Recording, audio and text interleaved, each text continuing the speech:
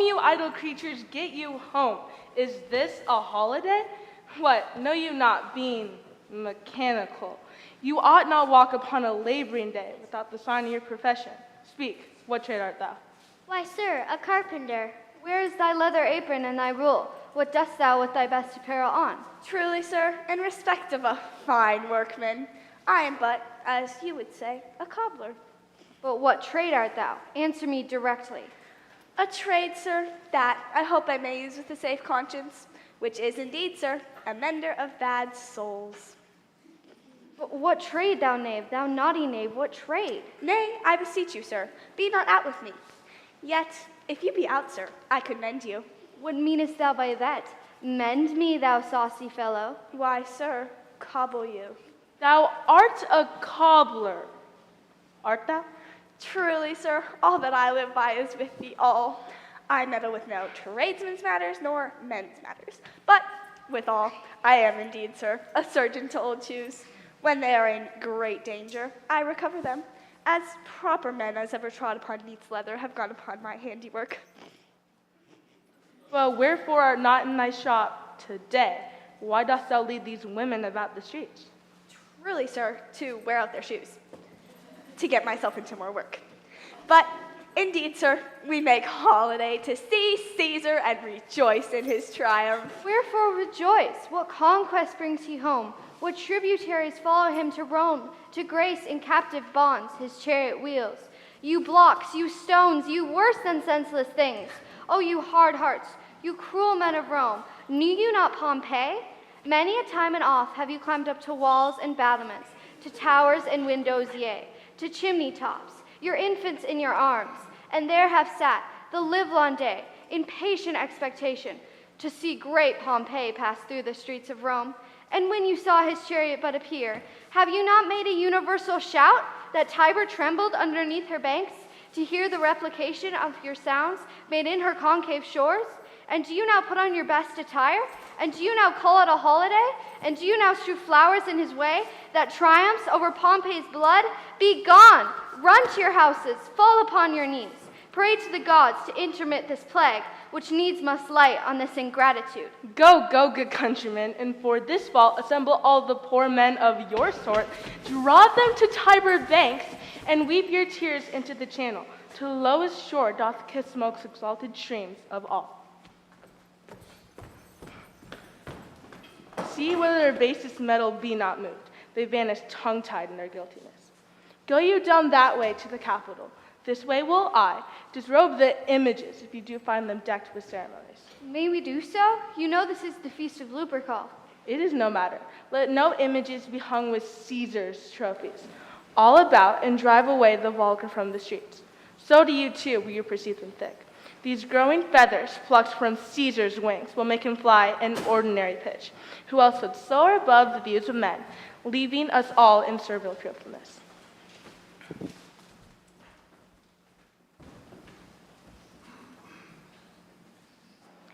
Hail Caesar!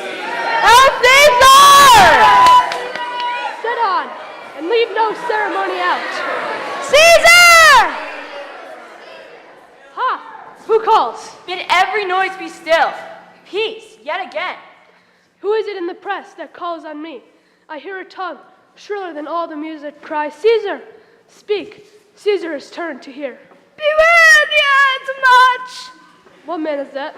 A soothsayer bids you beware the Ides of March. Set him before me. Let me see his face. Fellow, come from the throng. Look upon Caesar. What sayest thou to me now? Speak once again. Beware the Ides of March! He is a dreamer.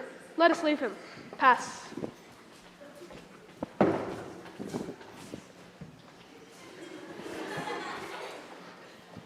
Will you go see the order of the course? Not I.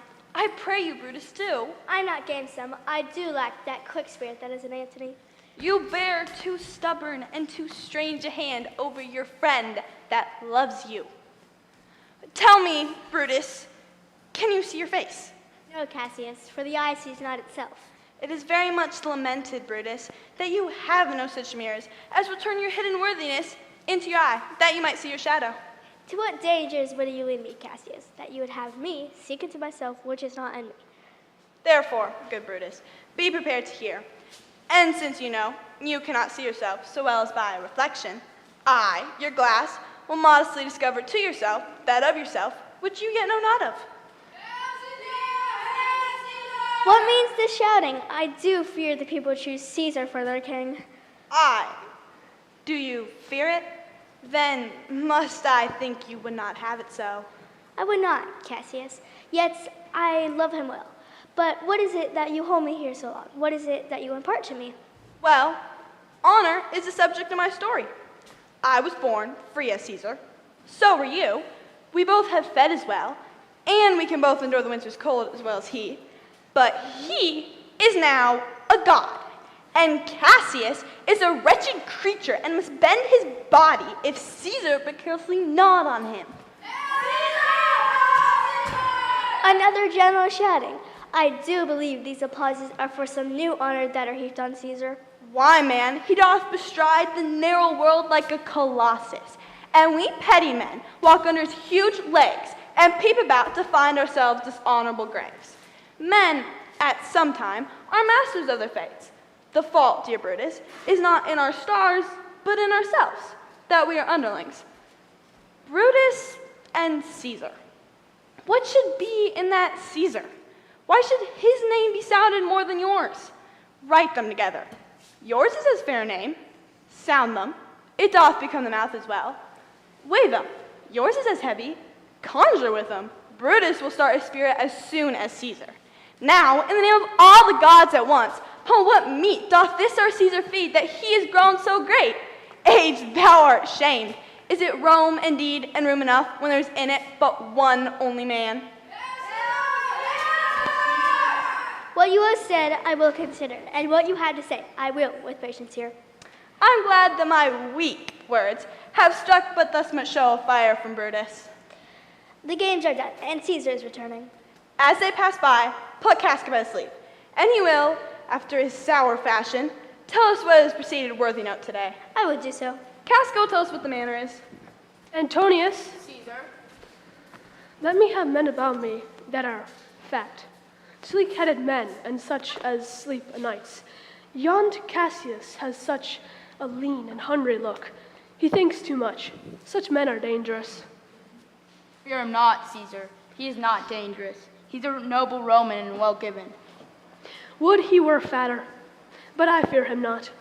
Yet if my name were liable to fear, I do not know the man I should avoid so soon as that spare Cassius. He reads much. He is a great observer, and looks quite through the deeds of men. He loves no plays as thou dost, Antony. He hears no music. Such men as he be never at heart's ease, whilst they behold a greater than themselves, and therefore they are very dangerous. I would rather tell thee what is to be feared than what I fear, for always I am Caesar. You pull me by the cloak. Would you speak with me? I, Casca, tell us why hast you said that Caesar looks so sad. Why, there was a crown offered him, and being offered him, he put it by with the back of his hand thus, and then the people fell shouting. What was the second noise for? Why? For that too. They cried thrice. What was the last cry for? Why? For that too. The crown was offered him thrice? Aye, marry 'twas, and he put it by thrice, every time gentler than the other, and at every putting by, mine own honest neighbor shouted. Who offered him the crown? Antony, Tell us the manner of it, gentle Casca. I can as well be hanged as to tell the manner of it. It was mere foolery. I did not mark it. I saw Mark Antony offer him a crown, yet 'twas not a crown neither, 'twas one of these coronets. And, as I told you, he put it by once. But to my thinking, or for all that, to my thinking, he would fain have had it. Then he offered it to him again. Then he put it by again. But to my thinking, he was loath as to lay his hands off it. Then he offered it to him a third time. Then he put the third time by. And still, as he refused it, the rabblement hooted and clapped their chopped hands and threw up their sweaty nightcaps and made such a deal of stinking breath because Caesar had refused the crown that it almost choked Caesar, and he swooned and fell down at it. As for mine own part, I durst not laugh as to open my lips and receive the bad air. But soft, I pray you, what did Caesar swoon? He fell down on the marketplace and foamed at the mouth and was speechless. Did Cicero say anything? Aye, he spoke Greek. To what effect? Those that understood him smiled at one another and shook their heads. As for mine own part, it was great to meet. But there is more news too, of Marolus and Flavius, for putting scars on Caesar's images are put to silence. Very well, there's more foolery yet, if I can remember it. Will you sup with me tonight, Casca? No, I promise forth. Will you dine with me tomorrow? If I be alive, and your mind told, and your dinner worth eating. Good. I will expect you. Do so. Farewell, both. For this time, I will leave you. Brutus, thou art noble. Yet I see thy honorable metal may be wrought from that which it is disposed.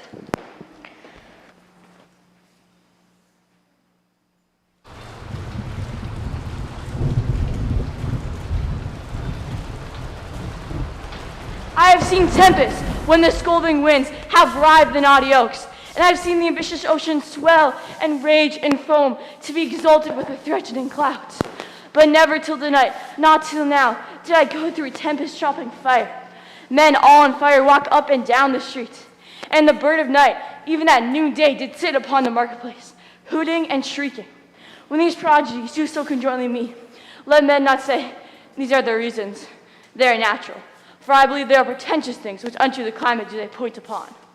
Who's there? A Roman? Casca, by your voice. You're as good, Cassius. What night is this? A very pleasing night to honest men. Who knew the heavens meant so? You are dull, Casca, and those sparks of life that should be in a Roman, you do want, or else you use not. You look pale, and gaze, and put on fear, and cast yourself in wonder to see the strange impatience of the heavens. Indeed, they say the senators tomorrow plan to crown Caesar as a king, and he shall wear his crown by sea and by land, in every place save here in Italy. I know where I will wear this dagger then.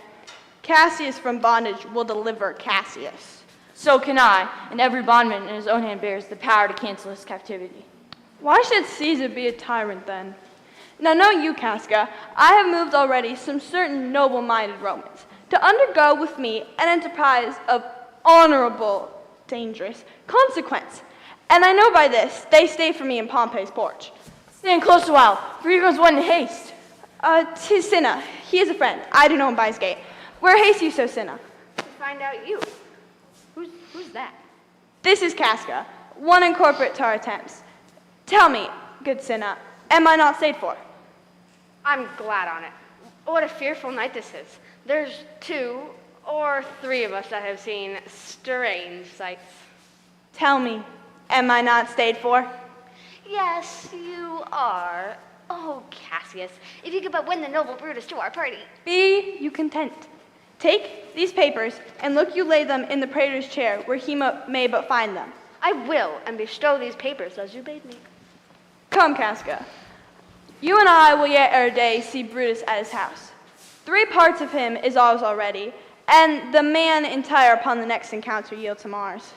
Oh, he sits high in the people's hearts, and that which would appear offense in us, his countenance, like richest alchemy, will change to virtue and to worthiness. Him and his worth, and our great need of him, you have right well conceded. Let us go, for it is after midnight, and ere day we will awake him and be sure of him.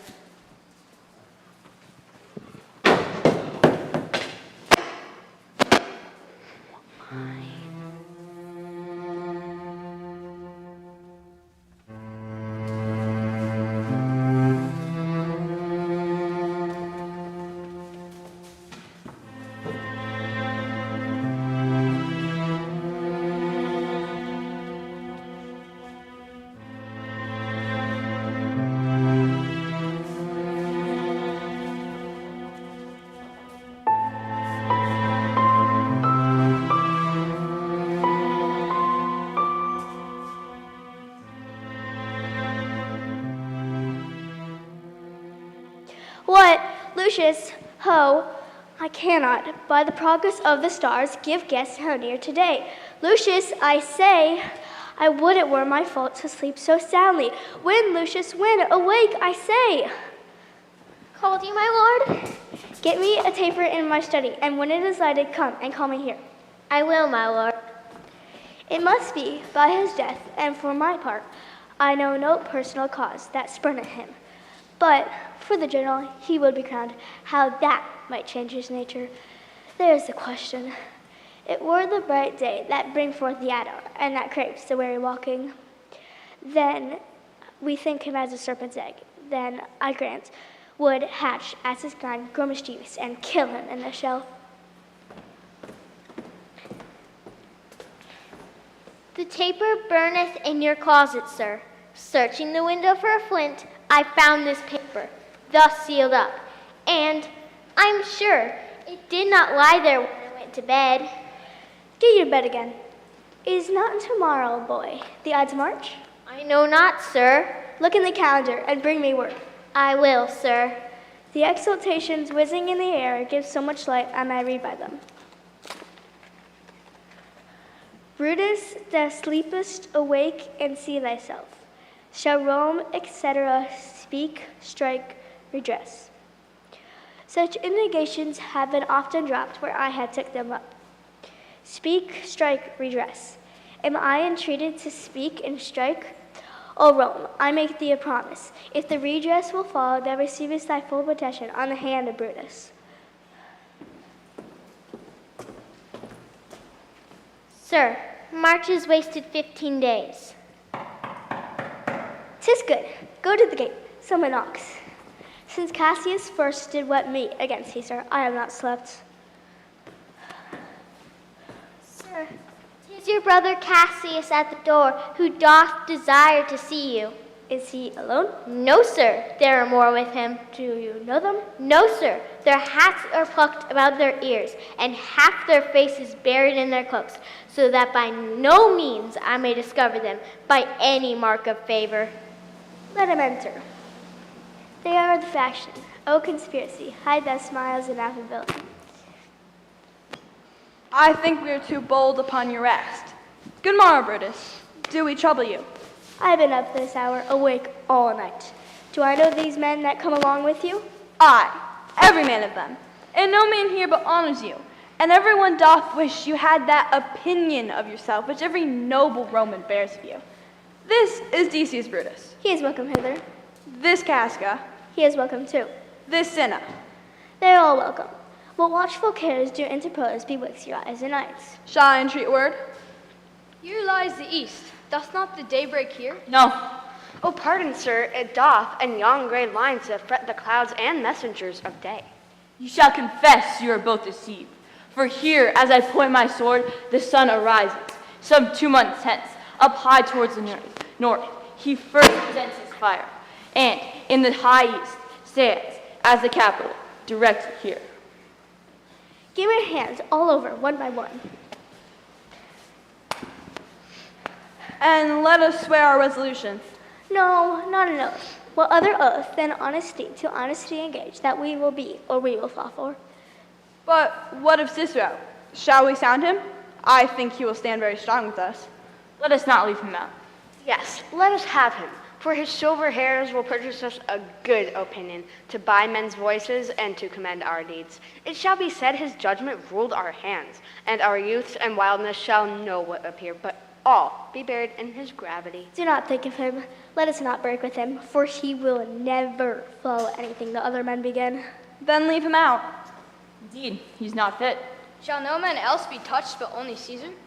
Decius, well urged. I think it is not me that Mark Antony, so well beloved of Caesar, should outlive Caesar. Let Antony and Caesar fall together. Our course will seem too bloody, Caius Cassius, to cut off the head and hack the limbs. Let us be sacrifices, not butchers, Caius. Let's kill him boldly, but not wrathfully.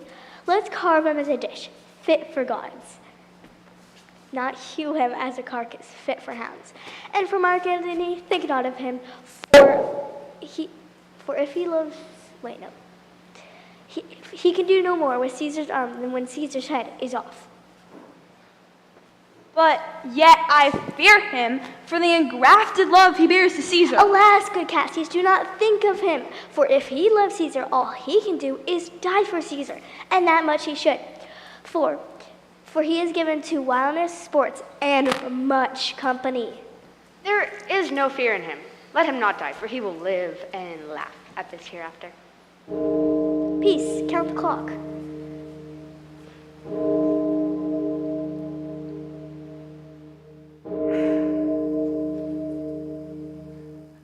The clock hath stricken 3.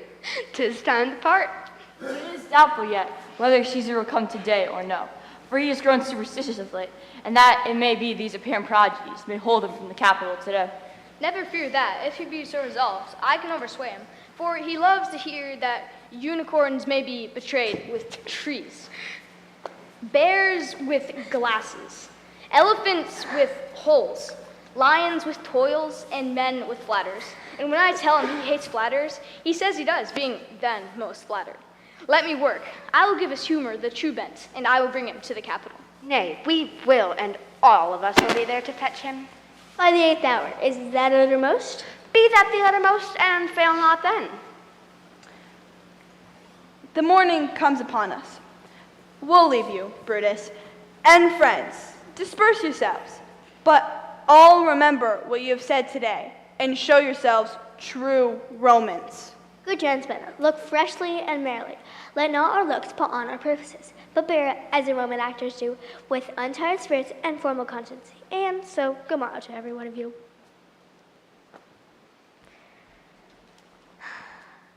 Lucius, boy, fast asleep, it is no matter. Enjoy thy honey-hued dew of slumber. Brutus, my lord. Portia, what means you? Wherefore you rise now? It is not for your condition to rise in this raw, cold morning. Nor for yours neither.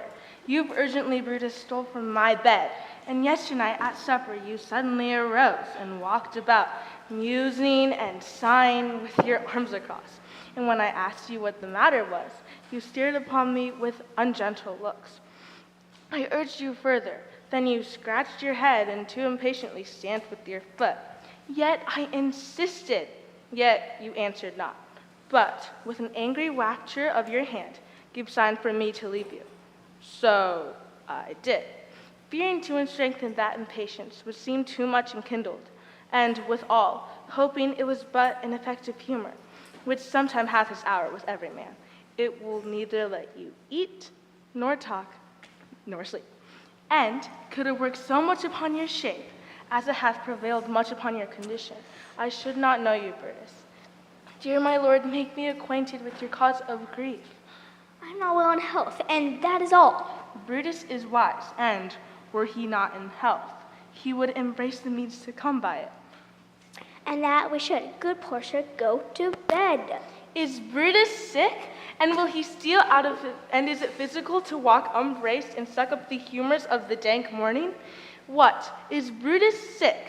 And will he steal out of his wholesome bed to dare the vile contagion of the night and tempt the roomy and unpurged air to add unto his sickness? No, my Brutus, you have some sick offense within your mind, which, by the right and virtue of my place, I ought to know of.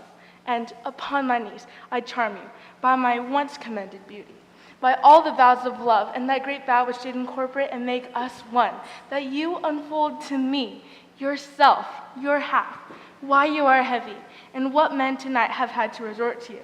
For here have been some 6 or 7 who hid their faces even from darkness. Kneel not, gentle Portia. I should not need if you were gentle, Brutus. Within the bond of marriage, tell me, Brutus, is it accepted that I should know no secrets that appertain to you? Am I yourself, but, as it were, in sort or limitation, to keep with you at meals, comfort your bed, and talk with you sometimes? Dwell I but in the suburbs of your good pleasure? If it be no more, Portia is Brutus's harlot, not his wife. You are my true and honorable wife, as dear to me as the ruddy drops that visit my sad heart. If this were true, then should I know the secret. Tell me your counsels. I will not disclose them. I've given strong proof of my constancy, given myself a voluntary wound, here, in the thigh. Can I bear that with patience and not my husband's secrets? O ye gods, render me worthy of this noble wife. Hark, hark, someone knocks, go in a while, and by thy bosom shall partake, and leave me with haste. Lucius, who's that knocks? Here is a sick man that would speak with you. Trebonius? Vouchsafe tomorrow from a doubtful tongue. Can this be honor that we undertake? Do you doubt it? We will not be enslaved. I do not doubt if Brutus has in hand any exploit worthy the name of honor. But this, I think, will not be honorable. Think it no more, for Caesar will go strong unless we stop his tyranny today. By all the gods that Romans bow before, I here discard my doubt. O soul of Rome, brave son, derived by honorable loins, thou, like an exorcist, hast conjured up my mortified spirit. Now bid me, run, and I will strive with things impossible.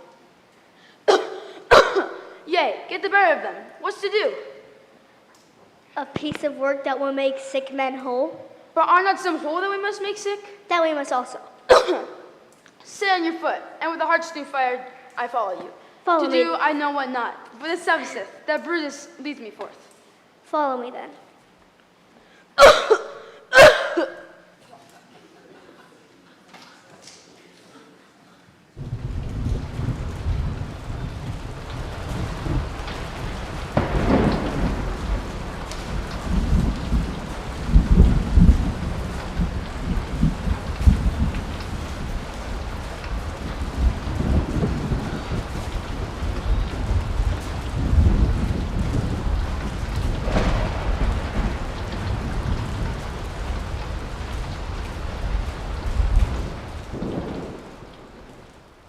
Nor heaven nor earth bear peace tonight.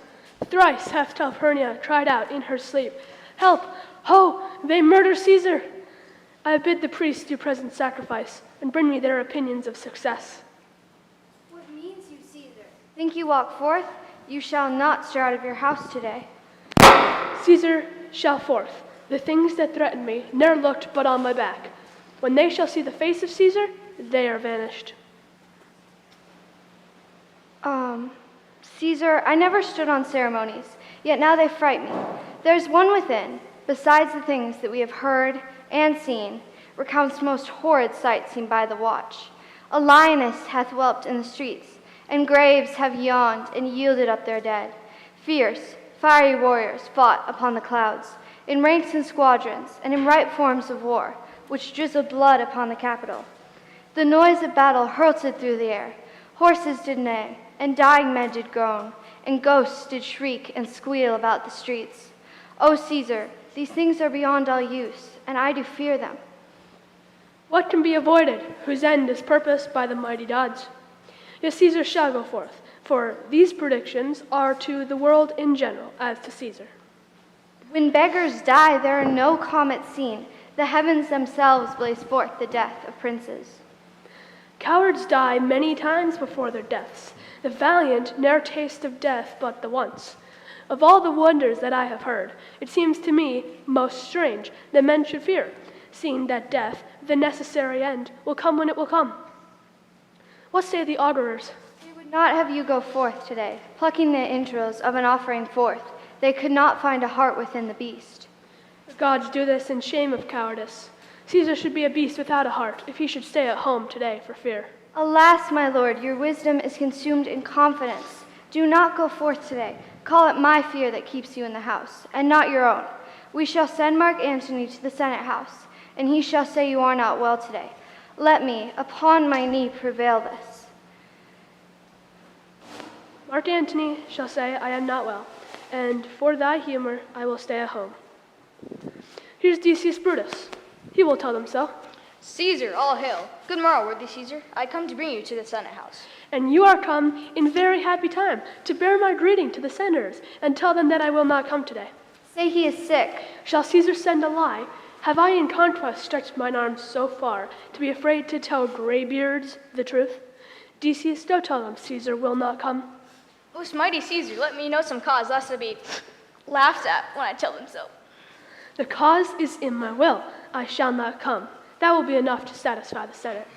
But for thy personal satisfaction, Calpurnia here, my wife, stays me at home. She dreamt tonight she saw my statue, which like a fountain, with 100 spouts, did run pure blood, and many lusty Romans came smiling, and did bathe their hands in it. And these does she apply for warnings, for portents, and for evil things imminent, and hath on her knee begged that I stay at home today. These dreams are all misinterpreted. It was a vision fair and fortunate. Your statue spouting blood in many pipes, in which so many smiling Romans bathed, signifies that from you great Rome shall suck. Reviving blood in that great men shall press, for tinctures, stains, relics, and cognizance. This by Calpurnia's dream is signified. And this way have you well expounded it. I have, when you have heard what I can say, and know it now. The Senate have concluded to give this day a crown to mighty Caesar. If you shall send them word, you will not come. Their minds may change. Besides, it were a mock apt to be rendered for someone to say, break up the Senate till another time, when Caesar's wife shall meet with better dreams. If Caesar hide himself, shall they not whisper, lo, Caesar's afraid? Pardon me, Caesar, for my dear, dear love. To your preceding bids me tell you this, and reason to my love is liable. How foolish do your fears seem now, Calpurnia. I am ashamed that I did yield to them. Fetch me my robe, for I will go. And look where Cinna has come to fetch me. Good morrow, Caesar. Welcome, Cinna. What, Brutus? You stirred so early too? Good morrow, Casta, Trebonius. What is the clock? 'Tis struck 8, Caesar. I thank you for your pains and courtesy. See, Antony, that revels long o' nights, is notwithstanding up. Good morrow, Antony. So to most noble Caesar. Bid them prepare within. I am to blame for thus being waited for. Now, Cinna, now, Decius, what Trebonius? I have an hour's talk in store for you. Remember that you are called on me today. Be near me, that I may remember you. Caesar, I will. So near I be. They are best friends, so wish I be further. Good friends, go in and taste some wine with me, and we like friends will straightway go together.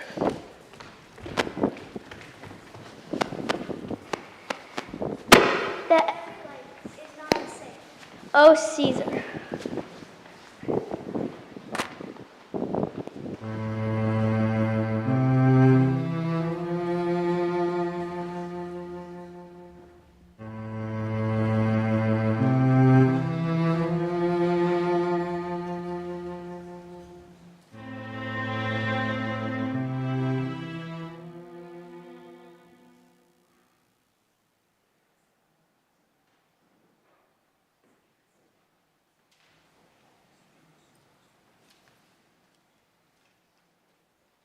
I prithee, boy, run to the Senate house. Stay not to answer me, but get thee gone. Why dost thou stay? Madam, what should I do? I would have had thee there and here again, ere I can tell thee what thou shouldst do there. O Constancy, be strong upon my side. Set a huge mountain between my heart and my tongue. I have a man's mind, but a woman's might. How hard it is for women to keep counsel. Art thou here yet? Madam, what should I do? Run to the capital and nothing else, and so return to you and nothing else? Yes. Bring me word, boy, if thy lord look well. For he went sickly forth. And take good note what Caesar doth, what suitors press to him. Hark, boy, what noise is that? I hear nothing. Prithee, listen well. I heard a bustling rumor, like a fray, and the wind brings it from the capital. Sooth, madam, I hear nothing. Come hither, fellow. Which way hast thou been? At my own house, good lady. What is the clock? About the 9th hour, lady. Is Caesar yet gone to the capital? Madam, not yet. I go take my stand to see him pass on to the capital. Thou hast some suit to Caesar, hast thou not? That I have, lady. If it'll please Caesar to be so good to Caesar as to hear me, I shall beseech him to befriend himself. Why, knowest thou any harms intended towards him? None that I knew will be. Much said I fear made chance. Good morrow to you. Here the street is narrow. The throng that follows Caesar at his heels, of senators, of praetors, of common suitors, a crowd of feeble men almost to death. I will give me a place more void, and there speak to great Caesar as he comes along.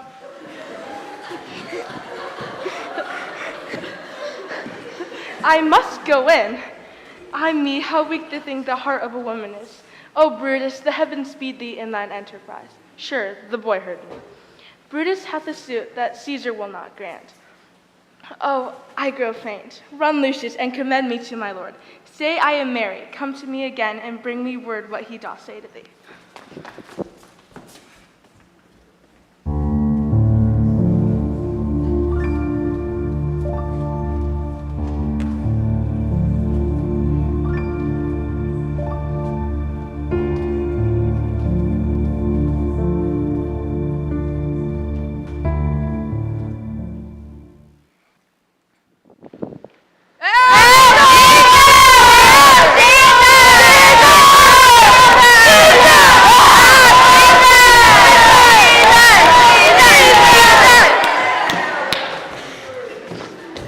The Ides of March are come. Aye, Caesar, but not gone. Casca, be sudden, for we fear prevention. Cassius, be constant.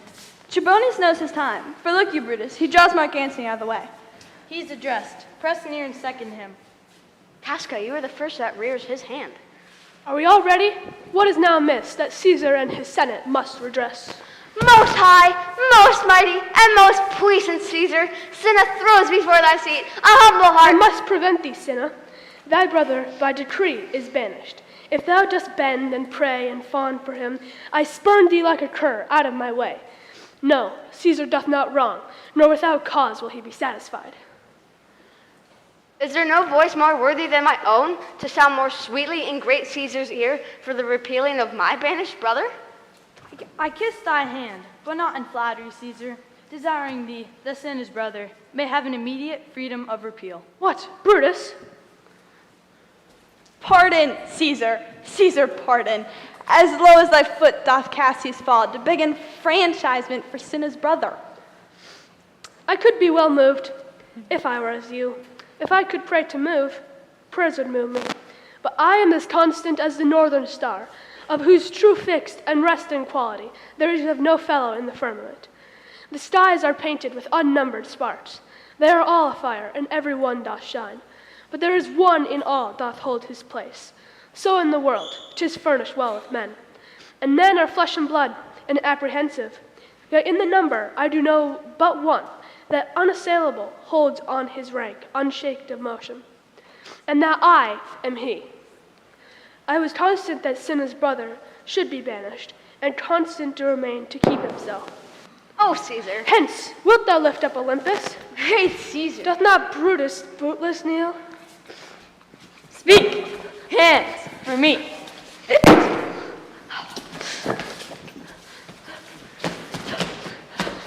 There too, Brute, then fall Caesar.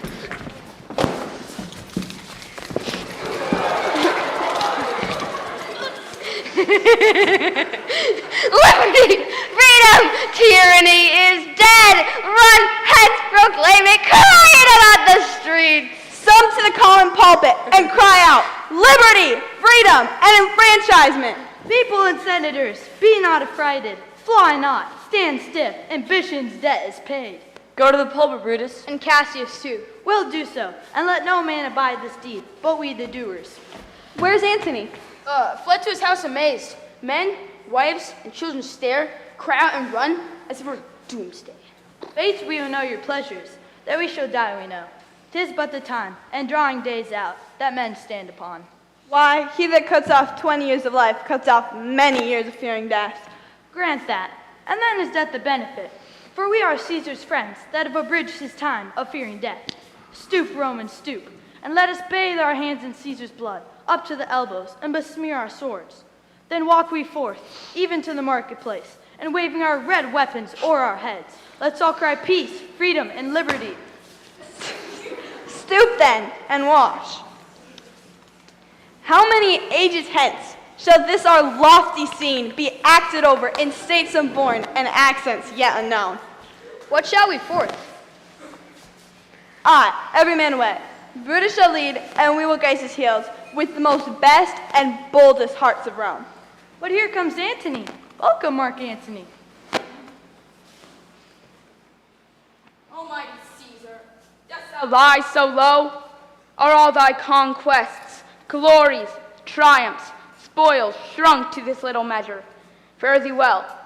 I know not, gentlemen, what you intend. Who else must be let blood? Who else is rank?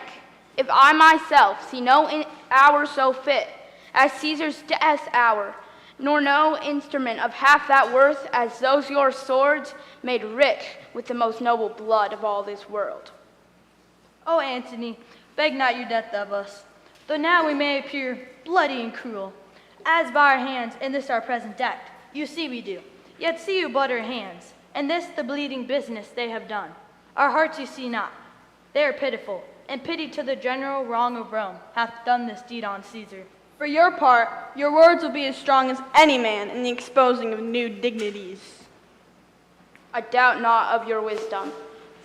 Let each man render me his bloody hand. Friends, am I with you all, and love you all, upon this hope that I may find reasons why and wherein Caesar was dangerous. Only be patient till we've appeased the multitude, beside themselves with fear. Then we will deliver you the cause. Why I, that did love Caesar, when I struck him, have thus proceeded. That is all I seek, and am moreover suitor that I may produce his body to the marketplace, and in the pulpit, as becomes friend, speak in the order of his funeral. You shall, Mark Antony. Brutus, a word with you. You know not what you do. Do not consent that Antony speak at his funeral. Know you how much the people may be moved by that what he will utter? By your pardon, I will myself into the pulpit first, and show the reason of our Caesar's death. What Antony shall speak, I will protest. He speaks by leave and by permission. We are contented to what Caesar shall, if all true rites and lawful ceremonies. It shall advantage more than do us wrong. I know not what may fall. I like it not. Mark Antony, here, take you Caesar's body. You shall not in your funeral speech blame us, but speak all good you can devise of Caesar, and say you do it by our permission. Be it so. I desire no more. Prepare the body then, and follow us.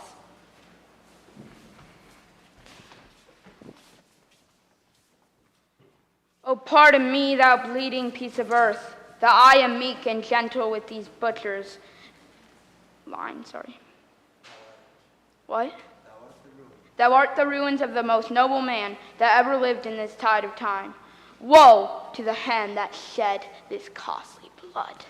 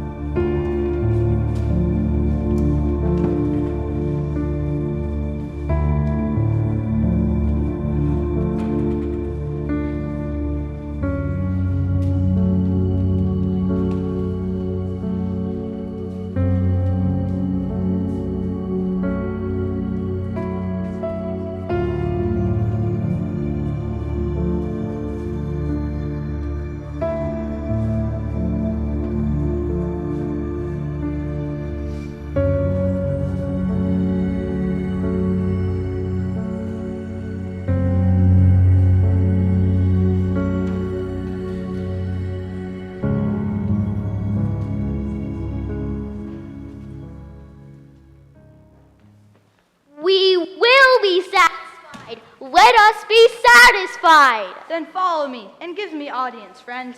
I will hear Brutus speak. I will hear Cassius, and compare their reasons, when severally we hear them rendered. The noble Brutus is ascended. Silence!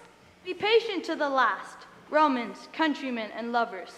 Hear me for my cause, and be silent that you may hear. If there be any in this assembly, any dear friend of Caesar's, to him I say, that Brutus's love to Caesar was no less than his. If then that friend demand why Brutus rose against Caesar, this is my answer. Not that I loved Caesar less, but that I loved Rome more. Had you rather Caesar were living and die all slaves, than that Caesar were dead to live all free men? As Caesar loved me, I weep for him, as he was fortunate. I rejoice at it, as he was valiant, I honor him. But as he was ambitious, I slew him. There is tears for his love, joy for his fortune, honor for his valor, and death for his ambition. Who is here so base that would be a bondman, if any? Speak, for him have I offended. Who is here so rude that would not be a Roman, if any? Speak, for him have I offended. Who is here so vile that would not love his country, if any? Speak, for him have I offended. I pause for a reply. None, Brutus, none. Then none have I offended. I've done no more to Caesar than you shall do to Brutus. Here comes his body, mourned by Mark Antony, who, though he had no hand in his death, shall receive the benefit of his dying, a place in the commonwealth, as which of you shall not? With this I depart, that, as I slew my best lover for the good of Rome, I have the same dagger for myself, when it shall please my country to need my death. Live, Brutus! Bring him with triumph home unto his house. Give him a statue with his ancestors! Let him be Caesar. Caesar's better parts shall be crowned in Brutus. We'll bring him home to his house with shouts and clamors. My countrymen, Peace, silence, Brutus speaks. Peace, ho!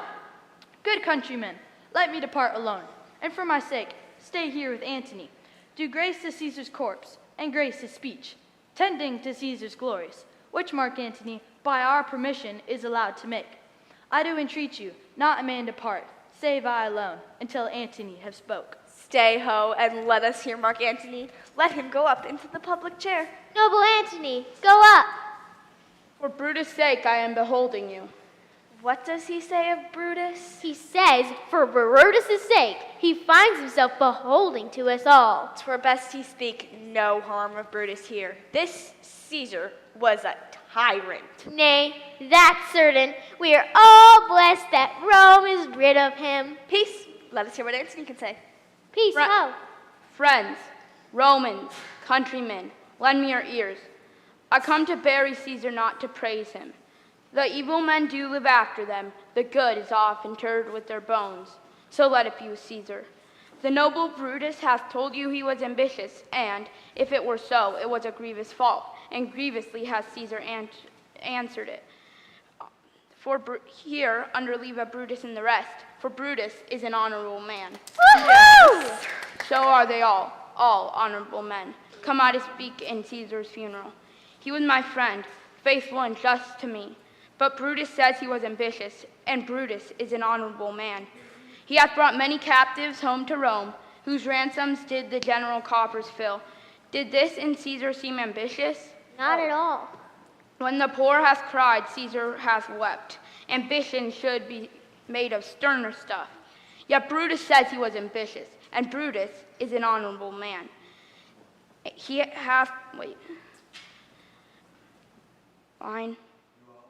You all did see that on the Lupercal I thrice presented him a kingly crown, which he did thrice refuse. Was this ambition? Yet Brutus says he was ambitious, and sure, Brutus is an honorable man. I speak not to disprove what Brutus spoke, but here I am to speak what I do know. You all did love him once, not without cause. What cause withhold you then to mourn for him? O judgment, thou art fled to brutish beasts, and men have lost their reasons. Bear with me. My heart is in the coffin there with Caesar, and I must pause till it come back to me. Methinks there is much reason in his sayings. If thou consider rightly of the matter, Caesar has had great wrong. Mark ye his words. He would not take the crown, therefore 'tis certain he was not ambitious. Poor soul, his eyes are red as fire with weeping. There's not a nobler man in Rome than Antony. Now mark him, he begins again to speak. But yesterday the word of Caesar might hath stood against the world. Now lies he there. O masters, if I were disposed to stir your hearts and minds to mutiny and rage, I should do Brutus wrong and Cassius wrong, who, you all know, are honorable men. But I rather choose to wrong the dead, to wrong me and you, than I will wrong such honorable men. But here's a parchment with the will of Caesar, or seal of Caesar. 'Tis his will. Let but the commons hear this testament, which, pardon me, I do not mean to read. Well, hear the will. Read it, Mark Antony. The will, we will hear Caesar's will. Have patience, gentle friends. It is not meet that Caesar loved you. You are not wood, you are not stones, but men. And being men, hearing the will of Caesar, it will inflame you. It will make you mad. 'Tis good you know not that you are his heirs, for if you should, oh, what will come of it? We'll hear the will. Read it, Mark Antony. The will, we will hear Caesar's will. Will you be patient? Will you stay a while? I have forethought myself to tell you of it. I fear I wrong such honorable men, whose daggers hath stabbed Caesar. Oh, I do fear it. They were traitors, honorable men. The will, the testament, they were traitors, villains. The will, read the will. You will compel me then to read the will? Then make a ring about the corpse of Caesar, and let me show you him that made the will. Shall I descend, and will you give me lead? Descend. Come down. You shall have leave. A ring, stand round. Stand for the hearse. Stand for the body. Room for Antony, most noble Antony. If you have tears, prepare to shed them now. You all do know this mantle. Look, in this place ran Cassius' dagger through. See what a rent the envious Casca made. Through this the well-beloved Brutus stabbed, and as he plucked his cursed steel away, mark how the blood of Caesar followed it, and rushed out of doors to be resolved. This was the unkindest cut of all, for when the noble Roman saw him stabbed, ingratitude, more strong than traitor's arms, quite vanquished it.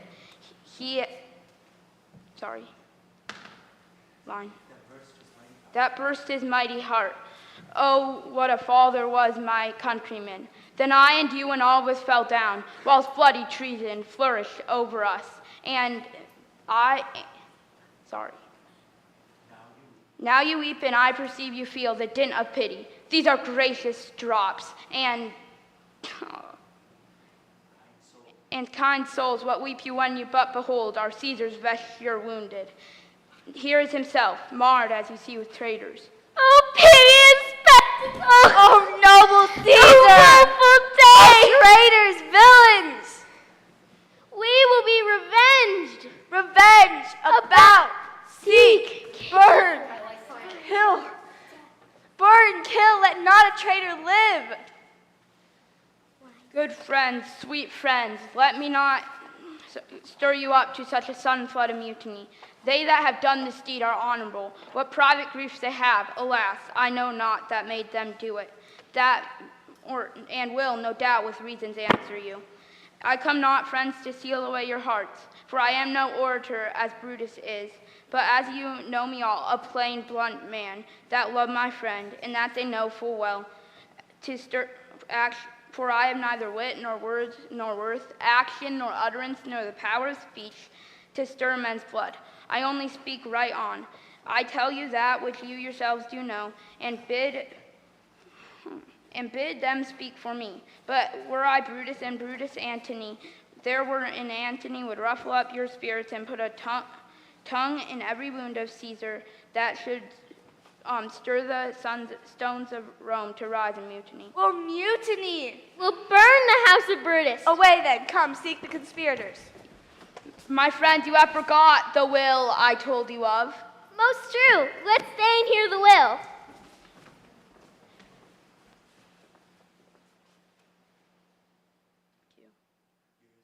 Here is the will that you have forgotten of. To every Roman he gives, to every several man, 75 drachmas. Most noble Caesar will revenge his death. Oh, royal Caesar! Moreover, he hath left you all his walks, his private arbors and new planted orchards on this side Tiber, and to your heirs forever, common pleasures, to walk abroad and recreate yourselves. Here was Caesar, and when comes such another? Never come away. We'll burn his body in the holy place, and with the brands fire the traitors' houses. Take up the body. Go fetch fire. Pluck down benches. Pluck down doors, windows, anything. Mischief thou art afoot. Take whate'er thou course thou wilt.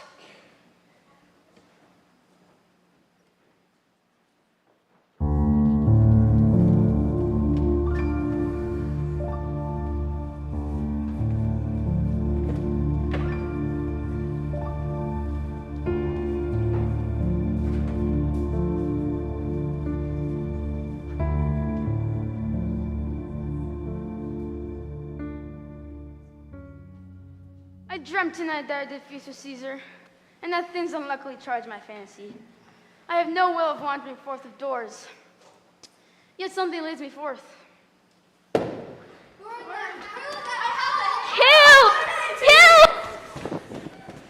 What is your name? Whither are you going? Where do you dwell? Are you a married man or a bachelor? Answer every man directly. Aye, and briefly. Aye, and wisely. Aye, and truly you are best. What is my name? Whither I'm going? Where do I dwell? Am I a married man or a bachelor? Then to answer every man directly and briefly, wisely and truly, wise I say, I'm a bachelor. That's as much as to say they are fools that marry. You'll bear me a bang for that, I fear. Proceed directly. Directly, I'm going to Caesar's funeral. As a friend or enemy? As a friend. That matter is answered directly. Your dwelling, sir? Briefly. Briefly, I dwell by the capital. Your name, sir?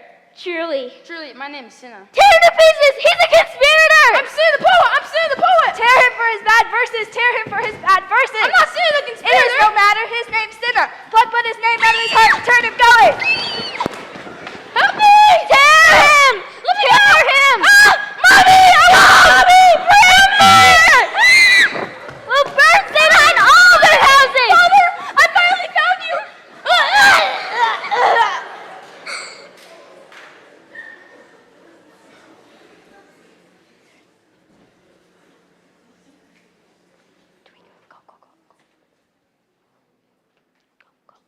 And now, Octavius, listen, great things. Brutus and Cassius are levying their powers. We must straight make head. Therefore, let our alliances be combined, our best friends made, our means stretched, and let us presently go sit in council. How covert matters may be disclosed, and open perils surest answered. Between us, great Rome shall be divided. Let us do so, for we are at the stake, and bade with many enemies. And some that smile have it in their hearts, I fear. Millions of mischiefs, prepare for battle! Yeah!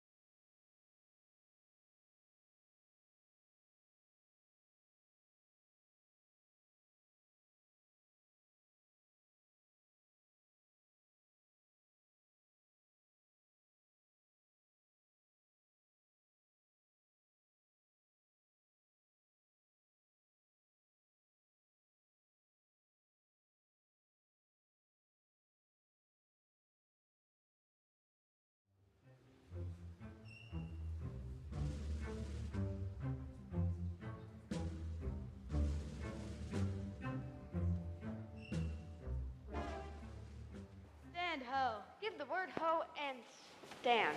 What now, Lucilius? Is Cassius near? He's at hand, and Pender sends word to do you salutations from his master. Thou hast described a hot friend cooling. Comes his army on? They mean this night in Sardis to be quartered, the greater heart, the horse is in general, and they come with Cassius. Hark, he's arrived. Most noble British, you Do me wrong! Judge me, you gods! Wrong I mine enemies? And if not so, how should I wrong a brother? Brutus, this sober form of yours hides wrongs. Cassius, be content. Speak your grief softly. Let us not wrangle. Then in my tent, Cassius, enlarge your griefs, and I will give you audience. Agreed.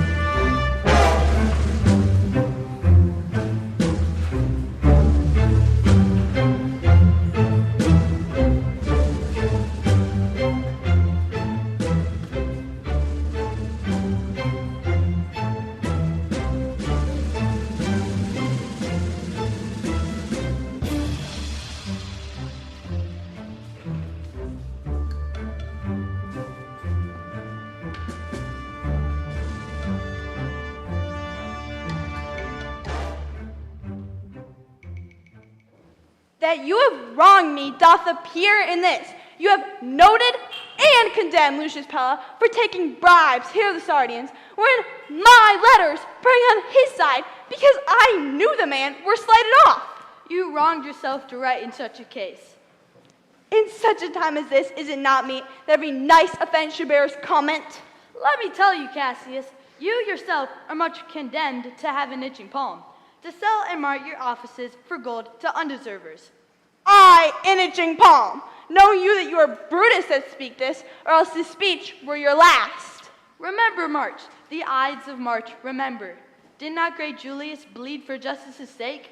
Brutus, pay me not. I'll not endure it. Go to. You are not Cassius. I am. I say you are not. I am. Urge me no more.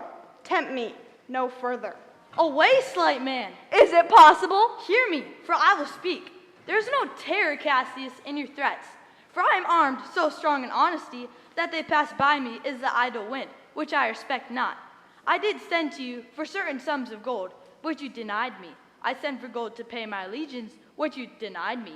Was that done like Cassius? I denied you not. You did. I did not. He was but a fool that brought my answer back to you. There is my dagger, and here is my naked breast. If thou beest Roman, take it forth. Sheath your dagger. When I spoke that, I was ill-tempered too. Do you confess so much? Give me your hand. And my heart too. Lucius, a bowl of wine. I did not think you could have been so angry. Oh, Cassius, I am sick of many griefs. No man bears sorrow better. Portia is dead. Portia? She's dead. Oh, how I escaped I killing when I crossed you so. Oh, insufferable and touching loss. Upon what sickness? Impatient of my absence, and grief that young Octavius, with Mark Antony, had made themselves so strong. With this she fell distract, and her attendants, absent, swallowed fire. And died so? Even so. Speak no more of her. Give me a bowl of wine, and this I bury all unkindness, Cassius. My heart is thirsty for that noble pledge.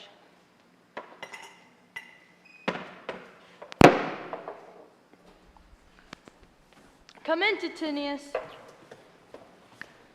Welcome, good Messala. I have here received letters that young Octavius and Mark Antony come down upon us with the mighty power, bending their expedition toward Philippi. Myself have letters of the self-same tenor, and by prescription of bills and outwardly, Octavius, Antony, and Lepidus have put to death 100 senators. Cesario is dead, and by that order of prescription, have you your letters of your wife, my lord? No, Messala. Nor nothing of your letters writ of her? Nothing, Messala. That methinks is strange. Why, I ask you, hear you aught of her and yours? No, my lord. Now, as you are a Roman, tell me true. Then, like a Roman bear, the truth I tell. For certain, she is dead, and by strange men. Why, farewell, Portia.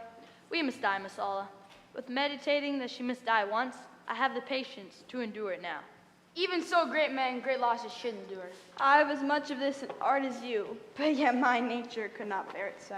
Well, to our work alive, what do you think of marching to Philippi presently? I do not think it good. Your reason?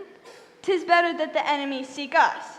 So shall he waste his means, weary soldiers, doing in self-defense, whilst we, lying still, are full of rest, defense, and nobleness. Good reasons must, of force, give place to better. The people twixt Philippi and this ground do stand but in a forced affection. The enemy, marching along by them shall make a fuller number up. Come on, refreshed, new added, and encouraged. Then, with your will, go on. We'll along ourselves and meet them at Philippi. The enemy increaseth every day. Well, with your will, go on. The deep of night has crept upon her talk. There is no more to say? No more. Lucius, my gown. Farewell, good Messala. Good night, Titinius. Noble Cassius. Good night and good repose. Good night, my lord. Good night, good brother. Good night, Lord Brutus. Farewell, everyone. Give me the gown. Where is thy instrument? Tent. What, thou speakest drowsily? I pray you, sir, lie in my tent and sleep. So please you, my lord, I will stand and watch your pleasure. I will not have it so. Lie down, good sir. Look, Lucius, here's the book I sought for so. I put it in the pocket of my gown. I was sure your lordship did not give it me. Bear with me, good boy. I am much forgetful. Canst thou hold up thy heavy eyes a while and touch thy instrument a strain or two? Aye, my lord, an't please you.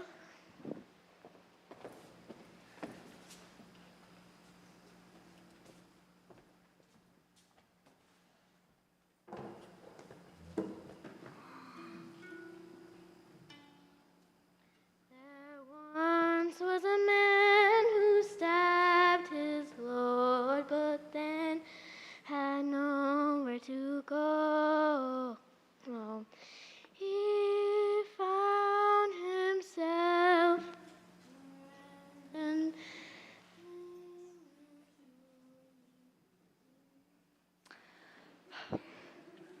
I will not do thee so much wrong to wake thee. Let me see. Is not the leaf turned down where I left reading? Here it is, I think. How ill this taper burns.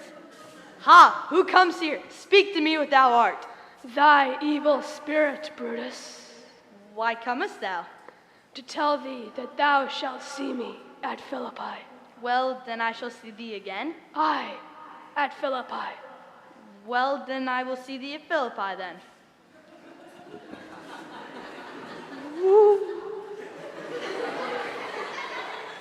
Lucius, awake. my lord, Didst thou dream, Lucius, that thou so criedest out?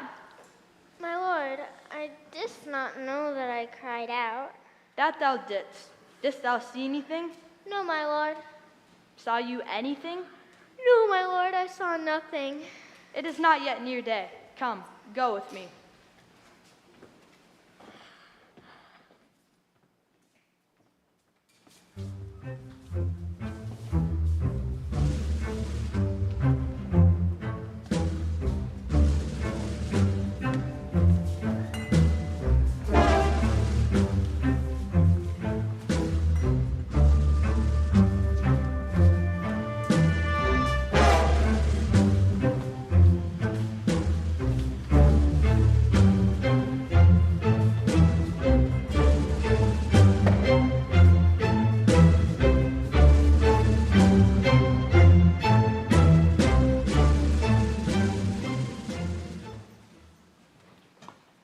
Now, Antony, our hopes are answered.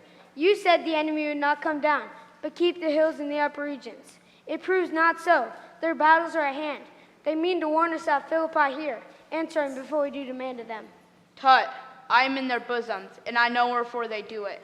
They could be content to visit other places and come out with fearful bravery to fasten in our thoughts that they have courage, but 'tis not so. They stand, and what of parley? Mark Antony, shall we give sign of battle? No, Caesar, we will answer on their charge. The generals would have some words. Stir not until a signal. Words before blows, is it so, countrymen? Not that we love words better, as you do. Good words are better than bad strokes, Octavius. And in your bad strokes, Brutus, you give good words. Witness the hole you made in Caesar's heart, crying, "Long live, hail Caesar!" Come, come, the cause. If arguing makes us sweat, the proof it will turn to red drops. Look, I draw a sword against conspirators. When think you the sword goes up again? Never, till Caesar's 330 wounds we will avenge, or till another Caesar has added slaughter to the sword of traitors. Caesar, thou canst not die by a traitor's hands, unless thou bringest them with thee. So I hope. I was not born to die in Brutus' sword. A peevish schoolboy, worthless of such honor, joined by a master and reveler. You call me boy and chide, as you have power to beat me out of Rome. My messengers you've whipped with rods. No, old ruffian, I have many other ways to die. Meantime, laugh at your challenge. Come, Antony, away. Defiance, traitors, hurl away new teeth. If you dare fight today, come to the field. If not, win your stomachs.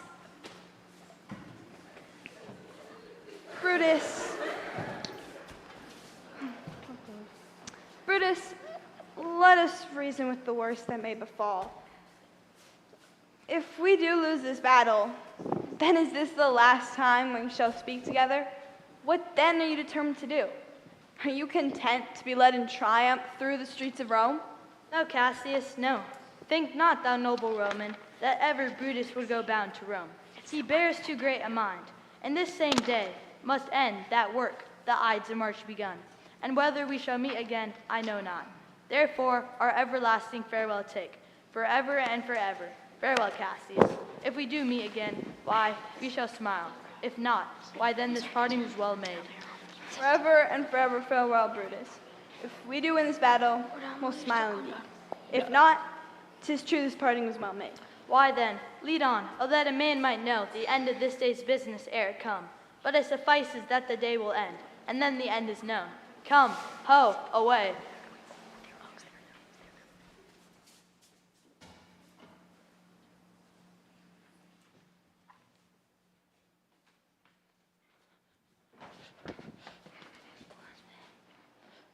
Ride, ride, Messala, ride, and give these bows into the legions on the other side.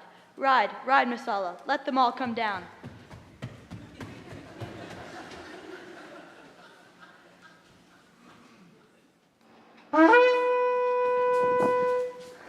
Look, Titinius, look, the villains fly. I myself have to mine own turned enemy. This ensign here was turning back. I slew the coward and did take it from him. O Cassius, Brutus gave the word too early, and having some advantage on Octavius, he took it too eagerly. His soldiers felt the spoil, whilst we by Antony are all enclosed. Fly further off, my lord, fly further off. Mark Antony is in your tents. Fly, therefore, noble Cassius, fly far off. This hill is far enough. Look, look, Titinius. Are those my tents where I perceive fire? They are, my lord. Titinius, if thou lovest me, mount thou my horse, and hide thy spurs in him, till he hath brought thee up to yon troops, and here again, that I may rest assured whether yon troops are friend or enemy. I will come again, even as I thought. Go, Lucilius, go. Get you higher up on that hill. My sight was ever thick. Regard Titinius, and tell me what thou knowest about the field. Today is my birthday. On this very day was Cassius born. This day did I breathe first. Time has come around, and where I shall begin, there shall I end. My life has run its compass. Sirrah, what news? Oh, my lord! What news? Titinius is enclosed round about with horsemen that make him on the spur, yet he spurs on. No, Titinius, now some light. Oh, he lights too. He is taken. And hark, they shout for joy. Come down, behold no more. Oh, coward that I am, to live so long, to see my best friend taken before my face. Come hither, Sirrah. In Parthia did I take thee prisoner, and swearing unto thee, saving of thy life, that whatsoever I did bid thee do, thou shouldst attempt it. Come now, keep thine oath, now be a free man, and with the sword that ran through Caesar's bowels, search his bosom. Take now the hilt, and when my face is covered, as 'tis now, guide thou the sword. Caesar, thou art avenged, even with the sword that killed thee. So, I am free, yet would not have been so. Durst I have done my will. O Cassius.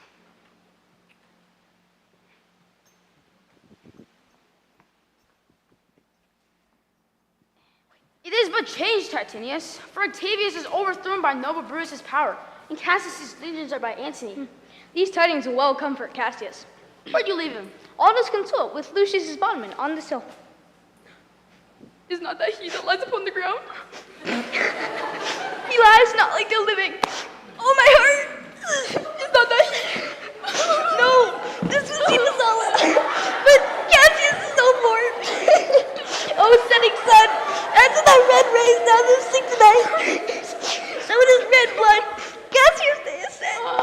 The sun of Rome is set. Our day is gone.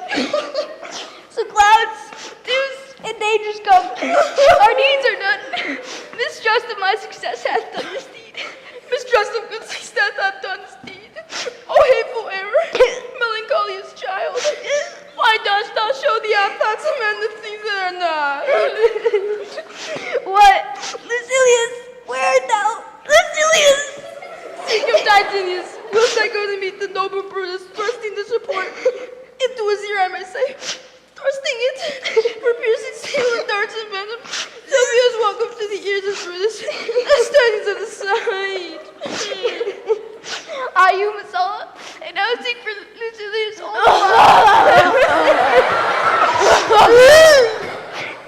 Why didst thou send me forth, brave Cassius? Did I not meet thy friends? And did they not lay on my brows this wreath of victory and bid me give it thee? Didst thou hear their shouts? Alas, thou hast misconstrued everything. But hold thee, and take this garland on thy brow. Thy Brutus bid me give it thee, and I will do his bidding. Brutus, come apace, and see how I regarded Caius Cassius. By your leave, gods, this is a Roman's part. Come, Cassius' sword, and meet Titinius' heart.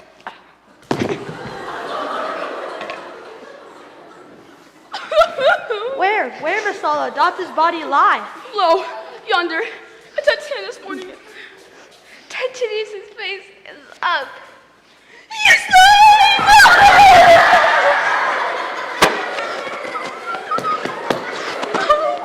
Oh, Julius Caesar, thou art mighty yet. Thy spirit walks abroad and turns our own swords and our own proper angels. brave Titinius, look whether we have not crowned at Cassius. Yet do Romans living such as these, the last of all the Romans, fare thee well. I shall find time, Cassius, I shall find time. 'Tis 3 o'clock, and yet ere night, we shall try forthwith in a second fight.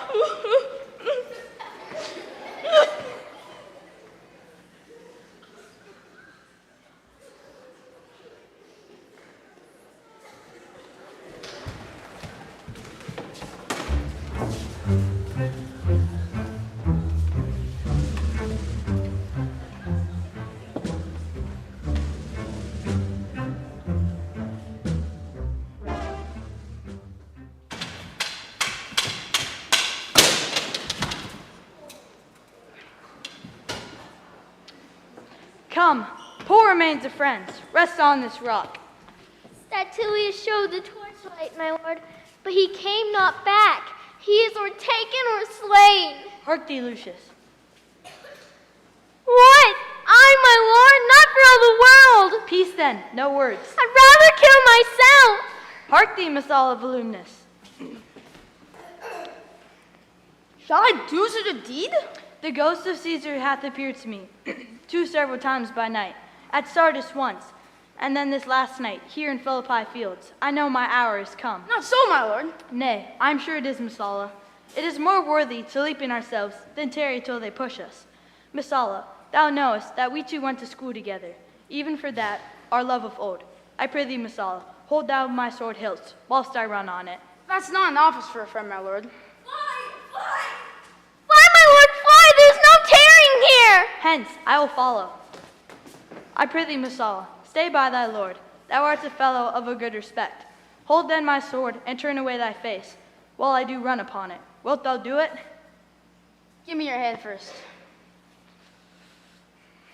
Fare you well, my lord. Very well. Caesar, now be still. I kill not thee with half so good a will.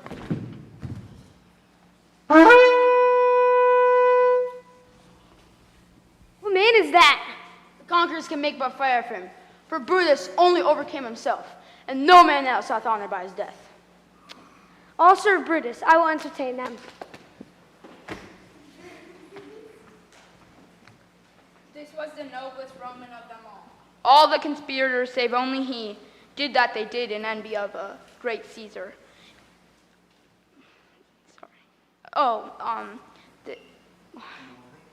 He only in general honest thought and common good to all made one of them, his life was great, and his elements so mixed that nature might stand up and say to all the world, this was a man. The breaking of so great a thing should make a greater crack. The round world should have shook lines into civil streets, and citizens into their dens. The death of Brutus is not a single doom. In the name lay a moiety of the world. According to his virtue, let us use him. With all respect and rites of burial, within my tent his bones tonight shall lie. Most like a soldier, ordered honorably, so called to the field to rest, and that's away, to part the glories of this happy day.